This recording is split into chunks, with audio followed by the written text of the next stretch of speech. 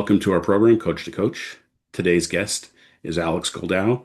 Alex traded a successful corporate career for a life of freedom, service, and creation. Today, he helps entrepreneurs, leaders, and creatives step off the hamster wheel and back into a life they love without burning down what they've built. Thanks for joining us today, Alex. It's my pleasure to welcome you to Coach to Coach.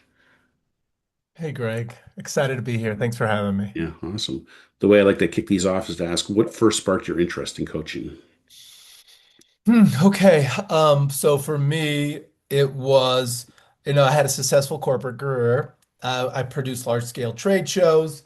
I got pretty good at it. But there was never, like I always had this thing is, am I gonna die on this trade show floor? Mm, Is this it? And so as I was like working myself up the trade show industry, this coaching world presented itself. And I'm like, "God, what is all this about? Right? What is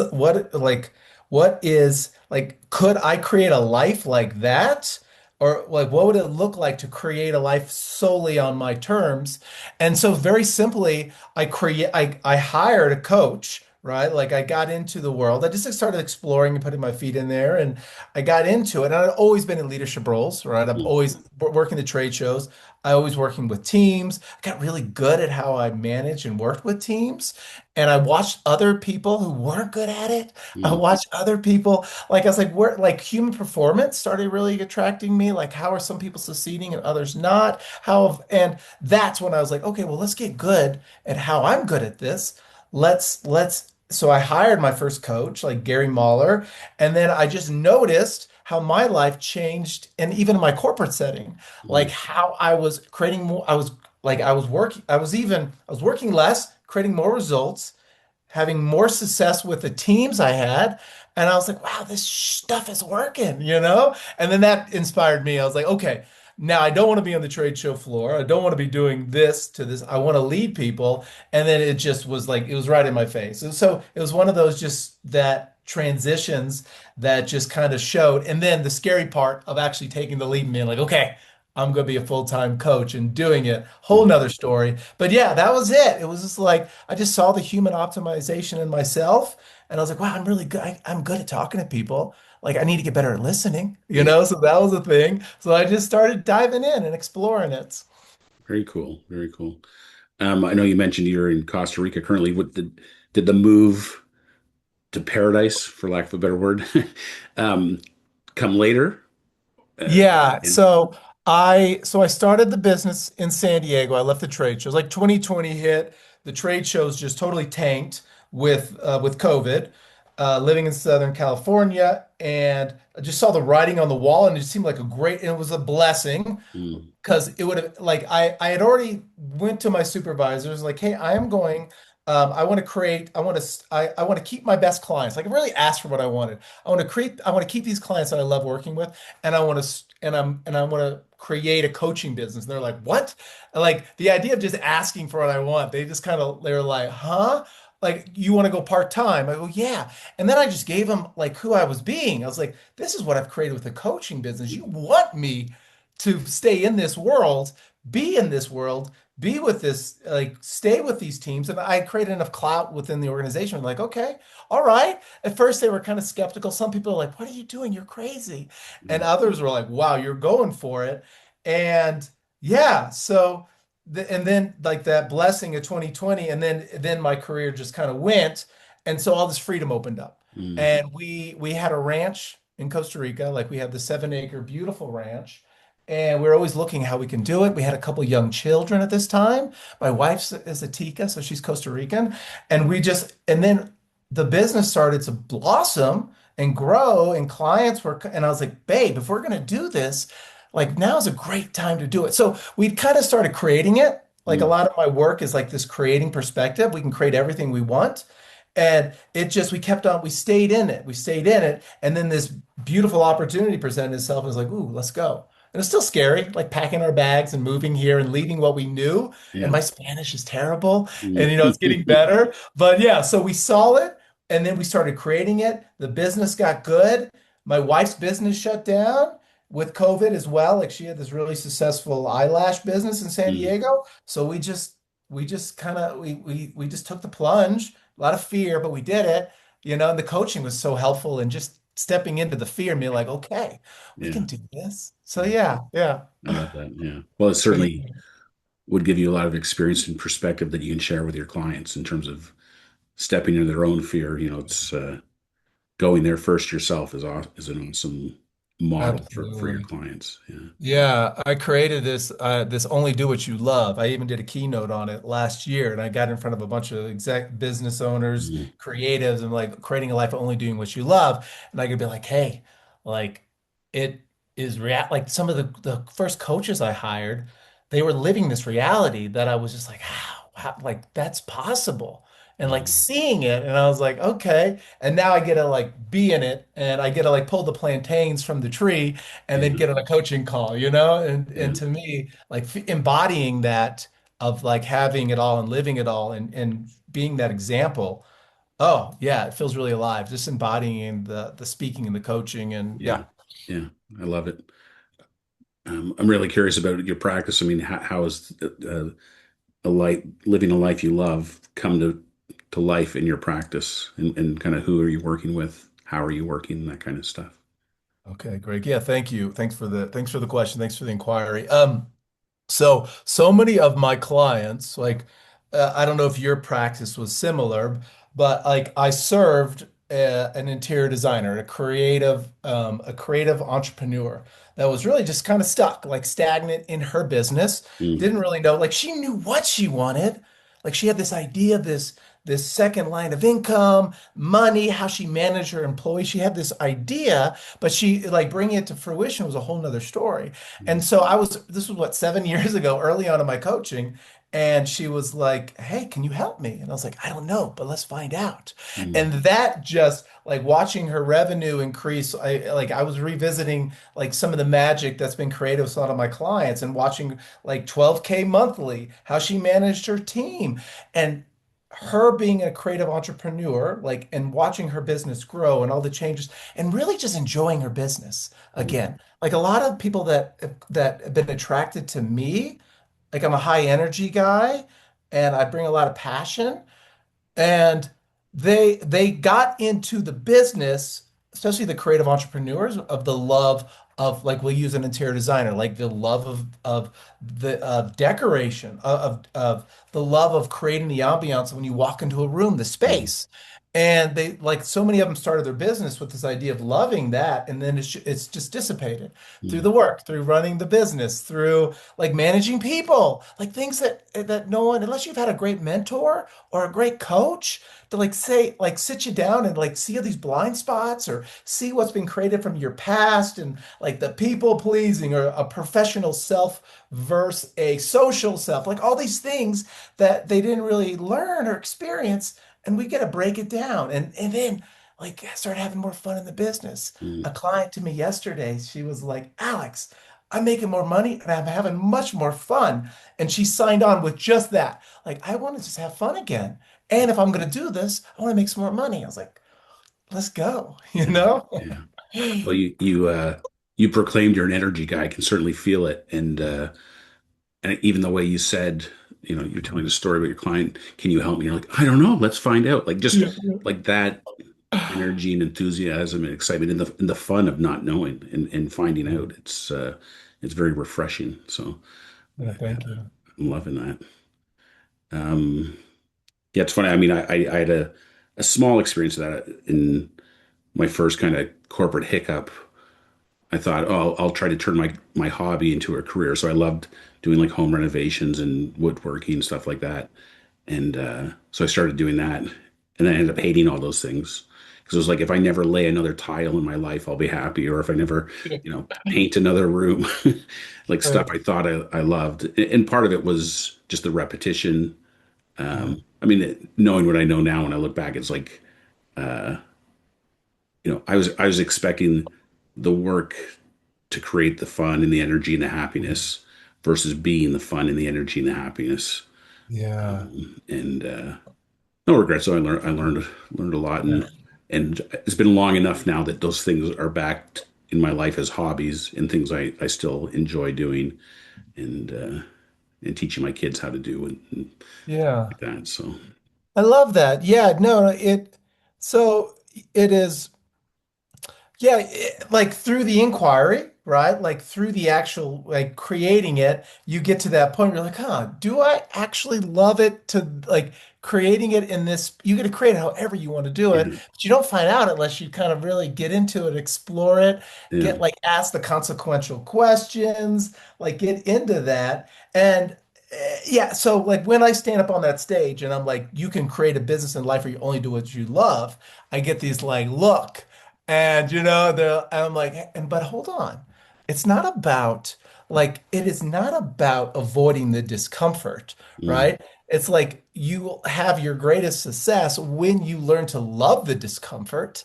Like if you can actually see it and get like, okay, I'm gonna play my edge. Like when I say that to people, that doesn't mean okay, if I don't want to do bookkeeping anymore, I'm not going to do bookkeeping. Oh, okay, well, yes, there's an opportunity to find somebody else to do your bookkeeping, Mm. but if that's what you want to do, like let's ask those questions, let's get really curious.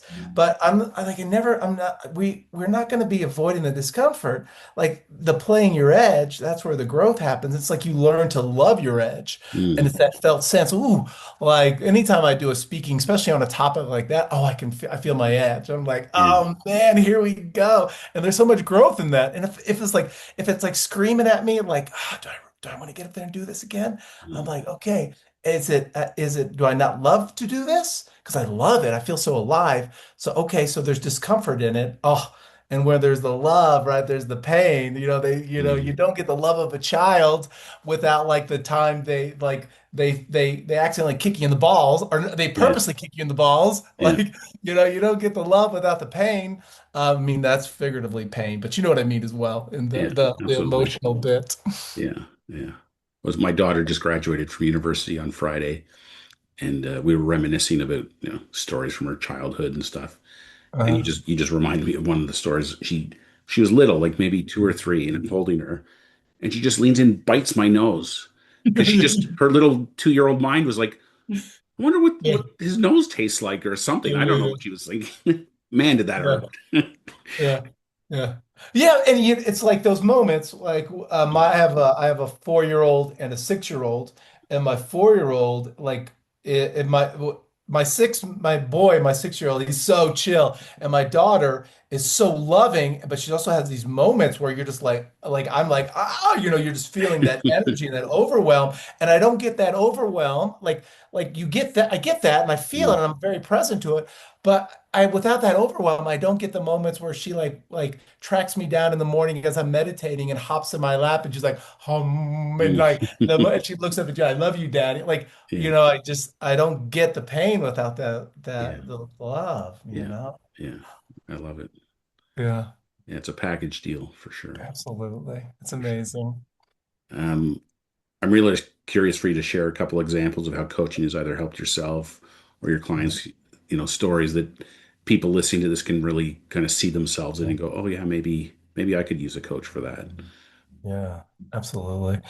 Yeah, there's so many in my own life, so many examples, and also with clients. But I couldn't imagine, like, if I hadn't got into, couldn't imagine if I hadn't gotten into this space or this work or personal development.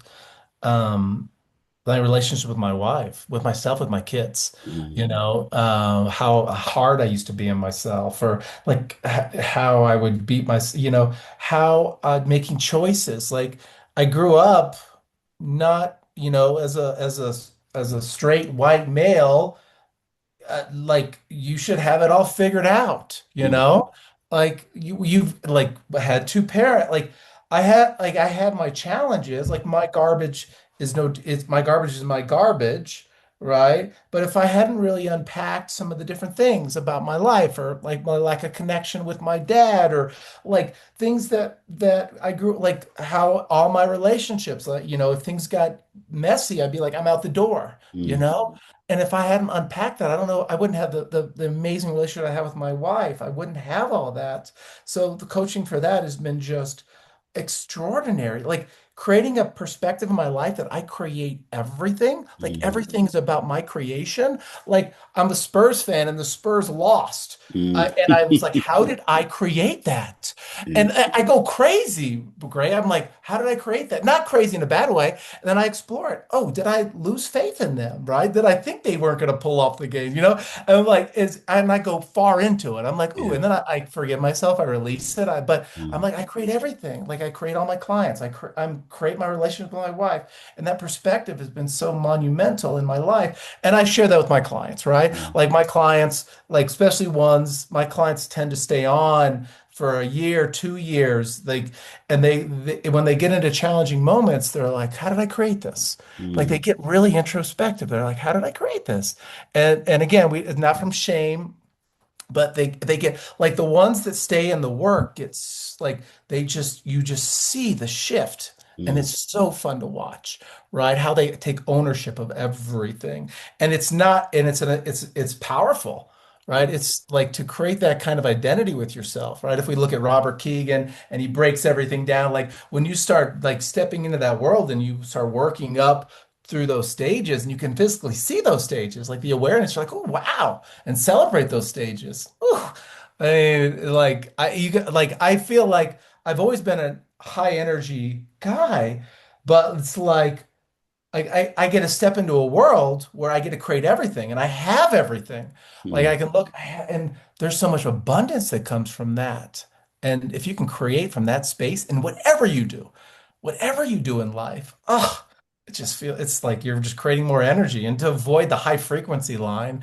But yeah, like when you're operating from, oh, I just lost my speaker. Um, when I'm creating from that space, so much more comes alive from it. mm. So. Absolutely. Well, I love your reference to the Spurs because my my team here is the Toronto Maple Leafs in the NHL, and we haven't won a cup since '67. So um, it's actually my dream come true would be to coach the Leafs to Oh, breaking the Stanley Cup drought here in Toronto. So I love that. How do we create that, Greg? What does yeah, that look yeah, like? yeah. That's uh, that's a great question. I've just started working with two coaches, and that's what we're working on. So I I love kind of it. did passively been sending letters to the general manager of the team for the last 3 years, subsequent to me sending them letters that they, every year they seem to get fired. But uh, Yeah. the new general manager is on the scene now, so um, yeah, I'm looking to ramp up my gameplay and go beyond just some passive letters and figuring out how can I actually get in their space, in Yeah. their mind, in their line of sight, and see what this coaching thing can offer I them. love Because it. I mean, we talk about creation, like I don't want to get off topic here, but they No, it's lost one of beautiful. their best players, this guy Mitchell Marner, who went to Right. Vegas, and they just went to the finals and lost. But when he left the team, the consensus in the on the team and in Leafs Nation was we're a worse team than without Mitchell Marner than we were with him. And then they Okay. spent the whole season proving that to be the case. That's at least the way I see it now. Yeah, that's how you say it. Okay, Yeah, interesting. Okay, so like you have this vision. I love this is fun, right? And now you even hired a couple of coach like you were looking to up the game yeah, of getting in front, right? And it's like, how do we ask for everything we want, right? Like how do mm, we of course this game's a relationship game. Like who do you need to know? Who do you need to be, yeah, right? To step in there. Like what does that look like? Woo, this is fun. This is yeah, fun. Yeah, I love this. yeah, absolutely.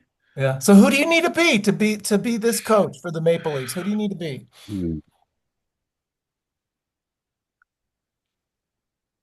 I need to be the coach that doesn't give up. Mm. I need to be the coach that knows it's possible. Um, I need to be the coach that will leave no stone unturned.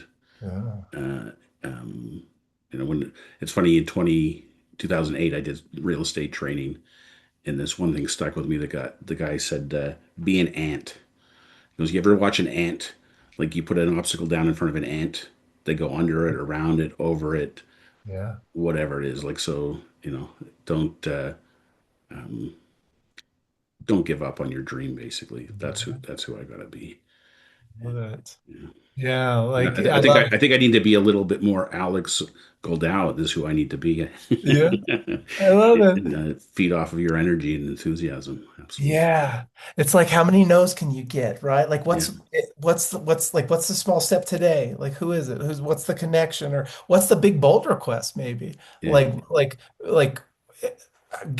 how do they get to know you or how do they experience you in your coaching? Mm. What would that look like? And I love it. Like every single day, if I'm you every single day, I write that down. I literally look at it when I'm journaling, whatever. How do I become the Maple Leafs coach?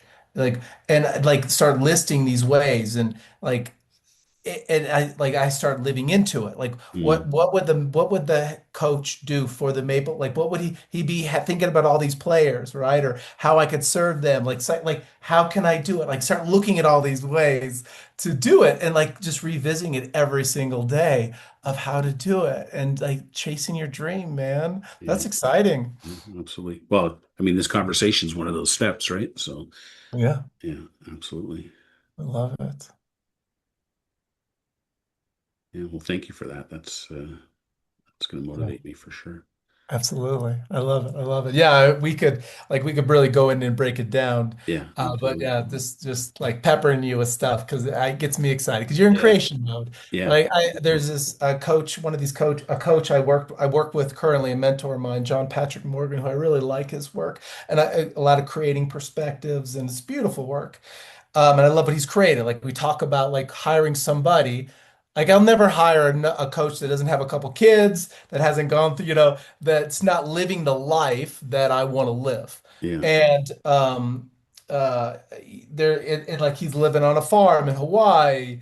And I'm like, ooh, he's creating the financial bit. It's like, oh yeah. So I want to be in his world, right? Like he has a deck of cards that he hold like he was a former magician, right? So I Mm. have a deck of cards, right? I want to embody what I want to create and I want to be in until I got like till I'm ready to move on, right? And I just find that like emulation has been such a faster path to mastery for me as I've Mm. hired really great coaches and I've watched my level just up through the process of it and just learning so many things until I don't need anymore. Mm. Kind of like that great book, oh God, you meet the Buddha on the side of the road. It's pretty drastic. Like you meet the Buddha on the side of the road, kill him. It's like what? Like you read that line, but it's just saying like immerse yourself in with these great and then then you create your way of being through it and then you're moving through it like you're using your own voice in your dialogue Mm. but like that the fastest way to mastery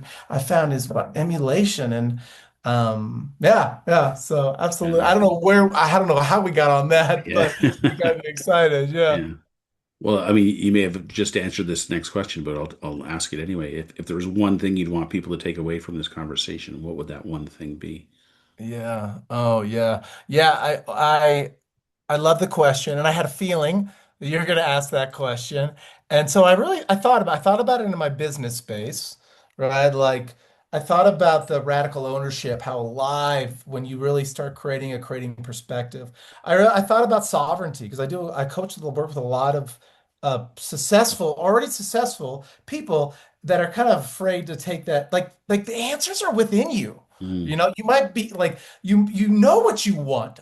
You know what you want to create on the most part. Most people I work with kind of have this thing that they want to create. If they don't, we get into it and we really explore what it is they'd actually love to do. That's why when I talk to someone, I say, "What would you love to create?" Because I really want to jar them, not like love, desire, right? I love language. I love creating in dialogue. So really, okay, this is what I'm going to share.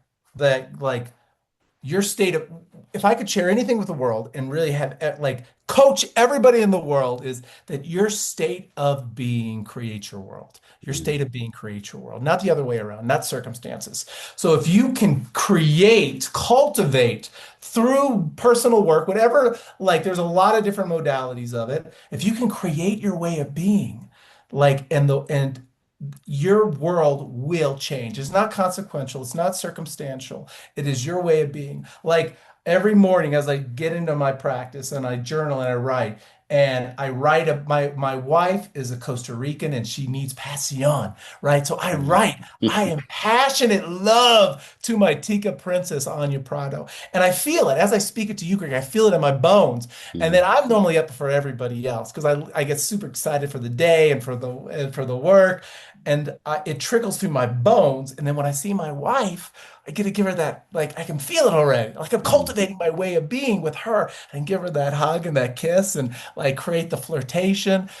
Oh man, you know? So Mhm. yeah, your state of being creates your world. And if you take that kind of work into your life, life is a fun place. It's a fun-filled adventure. Awesome. Well, I'm quite certain people are going to want to find out more about you and what you're up to. So, where's the best place for the people to check you out and see what you're up to? Okay, so my website is very simple. It's Alex Goldau, alexgoldau.com. You know, that's super easy. I see all those messages. My Instagram, Soul Coach AG. Like you can type in Alex Goldau. I'm on LinkedIn, right? So all my professional contacts, Instagram, website's great, YouTube. Like Mhm. I like the way I speak with you here is like have the videos I do, my keynote. This is so I'm pretty easy to find. But yeah, easiest way, any of those websites is one easy way to learn more about me. Nice. Well, this has been amazing. I don't know. I know Canada and Costa Rica aren't that close together, but I can feel the vibe already through Zoom here. So I'm loving it. Beautiful. Yeah. Yeah. No, great. Thank you for the space. No, thank you for like letting me get curious with you.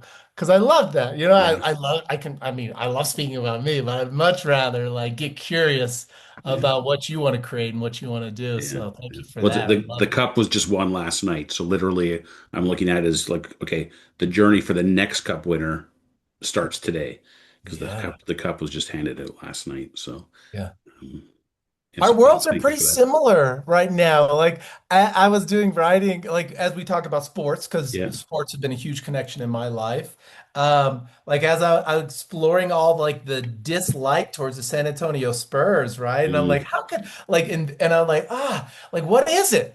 Oh, and I'm reading Muhammad Ali's The Greatest, right? The mm, autobiography. And like it's just speaking to each other. Like once when you're shooting for greatness right? There, everybody's going to be knocking you down. Like what you want to create, like I want to be the greatest at this, mm, right? And like, how do I get it? Like, I am the greatest, right? What comes first, the having or the actual title? Like, what comes first, the feeling, the energy of it, right? mm, That's why I love, like, when I was like reading Muhammad, like, I am the greatest before he won anything, and everybody's like, who is this man? mm, But it's Victor feels like that same kind of energy, and people are going to want to knock you down. So as you're looking to create this dream of yours, people are going to look at you crazy, and but you're going to be like, no, yeah, I'm the yeah, greatest. I'm yeah, the greatest hockey coach there is.